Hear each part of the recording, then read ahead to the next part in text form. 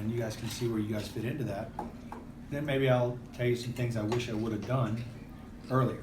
And I picked up on these things later on in life, but if I would have started doing them earlier, it would have given me a head start. And so that'll maybe give us some food for thought. Then if you guys wanted to ask some questions, we could do that. And then, if the conversation's not going along, I've got some secret questions for you guys.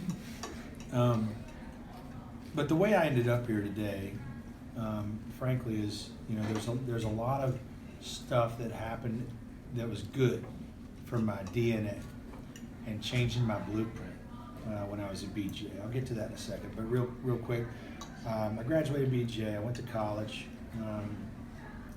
My big thing in college, after you leave BGA, college is going to be easy academically, because BGA is tough academically, and it should be tough academically. They should hold you to a high standard, and they should make you, get those academics squared away first and foremost, because, you're not doing the Socratic method here so much, where you get to ask questions and go back and forth.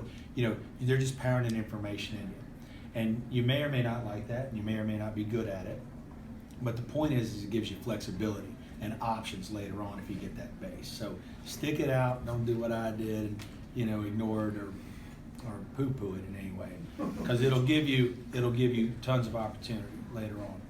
But college was easy even for me, right?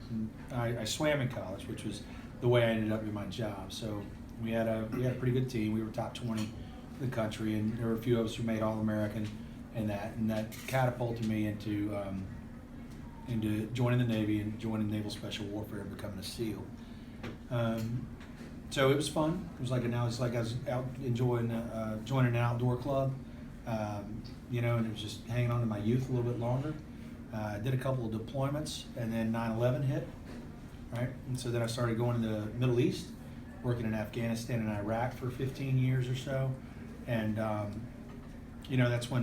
was another moment where I blossomed and found out that I was thoroughly enjoyed and was good at combat leadership, the rest is history. And so I've got an opportunity to transition from that tactical level stuff that you do in the beginning of your career, where you're hands-on, sort of like a coach would be on the field, into more of an administrative role, and you change your value system, right? Because you have to have passion, and I'll talk to you guys a little bit more about that in a second. But to thoroughly enjoy what you do, you got to be passionate about it. So you got to find, it's okay for your passion to evolve or change or whatever. But for me, and this is where BGA came full circle. For me, ultimately, it came down to wanting to help people, right?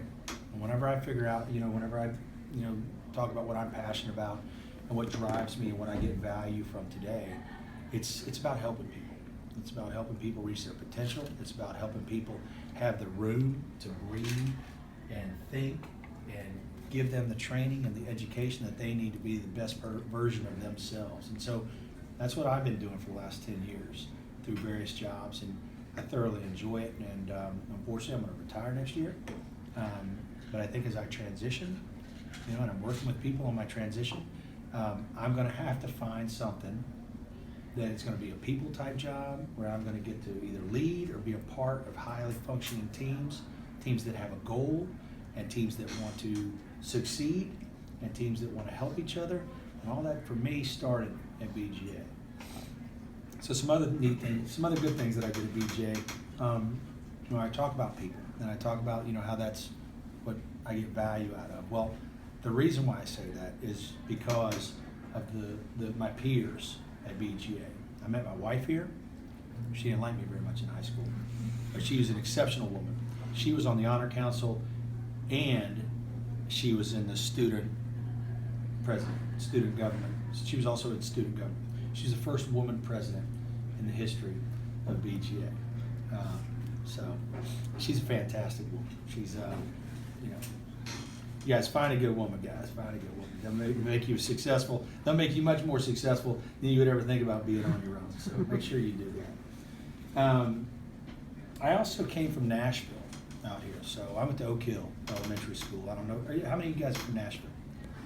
You from Nashville? Why'd you come to BGA?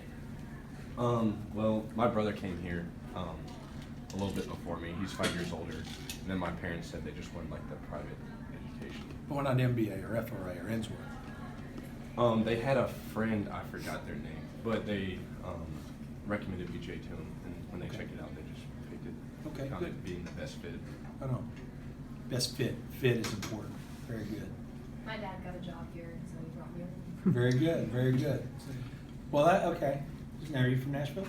No, we technically born there. We lived there for about a year, then moved to Spring Hill, then moved to Franklin. Pretty much tried to avoid all the people Okay. up here, but then they followed us, so we're just stuck in Franklin. Very good. But yeah, my dad started coaching here in 2004, so His dad's Brad. And then Oh, your Brad. Oh, your Yeah, Brad's son. Yeah. Okay. Gotcha. And then I'm sorry. just my brother came 4 years before me.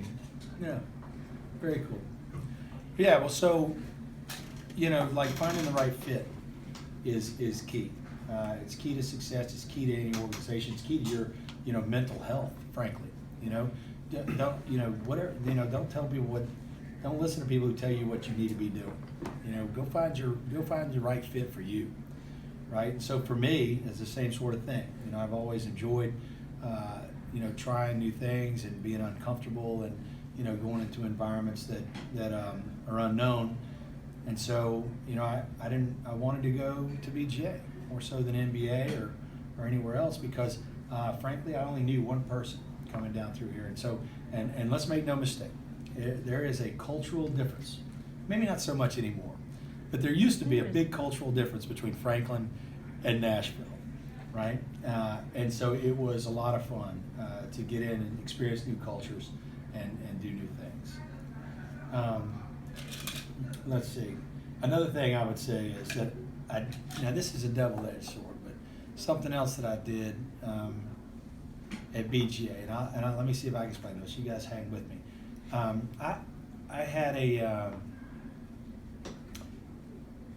I don't know. It's not a knack, but I had a uncontrollable urge, I guess, to challenge authority, right? And so, and the point is I asked why a lot, and I wanted to understand the why. But the problem is that I didn't do it respectfully, right? And so, it's okay. It's okay to ask people to explain the why to you. They owe you that. They owe you that why, because if they're telling you the why and it makes sense to you, then it's probably a valid concept that they're bringing up. But the point is you need to do it a lot more respectful than I did it in high school. So it's kind of a double-edged sword. I probably had the right idea, but I probably wasn't executing the right way. You guys got to do both, right? And I took time. Here's the last thing I'd say before, the good things about what I did right at BJ. I took time to talk to underclassmen. I always got a kick out of talking to them. I always got a kick out of, basically talking to, anybody that had different ideas other than me. And, underclassmen, they certainly got a lot of different ideas from you guys. They're in a different place in their life. And 1 year at your all's age is a significant difference. So, especially y'all being in leadership jobs, you guys can influence and shape, everything that goes on in this school. And so don't forget about the underclassmen, because they're a lot of fun to talk to, and they're passionate. They don't even know what they're passionate about, but they're passionate. And it's so much fun to, get them pointed in the right direction and keep them pointed in the right direction. So enjoy that. And last thing I did right was I was a Greer, and we won. Yeah. Oh, it's over now. And we won 5 out of 6 years when I was here. We won the Tug. So I don't know Well, right now the Greers have had 2 solid years. So Good. This year, Back on though, top. who's going to win, folks? Play-Dohs. Play-Dohs. Okay. All right. Anyway. All right. Yeah, so that's what I did good.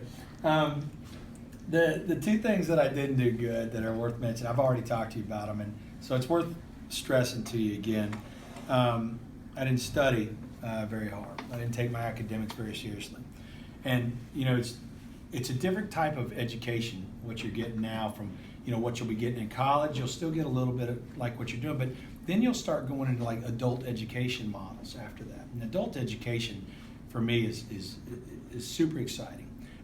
but if you got to get the base, right? Don't do what I did and just wait until you get to the adult education where you give and take, and you know you're doing the Socratic method back and forth, and you're learning complex problems that may or may not have more than one answer. Here, what you're doing is you guys are learning the base, and you're learning things that mainly have just one answer, and you got to get that because then it gives you the flexibility. It gives you flexibility and options to choose, right? To find your passion much quicker than I did. It took me a little bit longer. And then we talked about the disruption things, being disruptive and asking why in a respectful manner versus not doing it. And so I just stressed that. Before I open it up for questions, if I could give you all three things to think about, now and to the immediate future is, find your passion early. All right. So don't let people tell you what you need to be doing. Find your passion early. Commit to it, because if you do it, you'll never work another day in your life. And not only that, but you'll make a bigger impact, not only for yourself, but for your community. And the way you guys can start thinking about that sort of thing is, ask your own why statement. And this why statement can evolve over time. But start asking yourselves, do a drill with get help from each other, get help from your parents, get help from some underclassmen, right? So your why statement is something along the lines of, I want to do X so that X can happen, or I can be X, or X can be fulfilled, or whatever. But it's a neat drill, right? And it can change and it can evolve, but work with people on it because it'll help you figure out what you're passionate about. And I tell you, once you figure out what you're passionate about, life is so much fun and it's so much easier. So the longer you stumble around and don't figure out your passion, you're learning new stuff, but you're not really going for what you need to be doing in life to be really successful. Next thing I'd say is enjoy life. Enjoy life to the fullest, get the most out of every day, squeeze it for all it's worth, right? Every day, carpe diem. But, earn your spot every day. Earn your spot with your teammates, earn your spot with your family, earn your spot with your friends, earn your spot with your community, right? So in SEALs, we've got a SEAL ethos. And the very last line in the ethos is earn your trident every day. And that is because we're committed to our teammates, we're committed to our teammates' success, and we're committed to something bigger than ourselves, right? And that's what it means to earn it every day, at least from my perspective. Last thing I'd say before I open it up for questions is do something uncomfortable every day, all right? Don't stick to the same pattern. Don't stick to the traditional way of doing it. Do something that takes you out of your comfort zone every day. Not only will you learn and you'll gain skills, but this will get you comfortable with failure, and it'll make you more resilient. Because if you're not failing from time to time, then you're not pushing as hard as you need to be pushing. You need to fail, and you need to pick yourself up, and you need to use that experience to make yourself better. And you do that by doing something that makes you uncomfortable every day. Little things lead to big things, and before you know it, you're trying to find things that make you uncomfortable. Because you're so used to working in a chaotic, unknown environment, that's where you feel comfort and that's where you get value.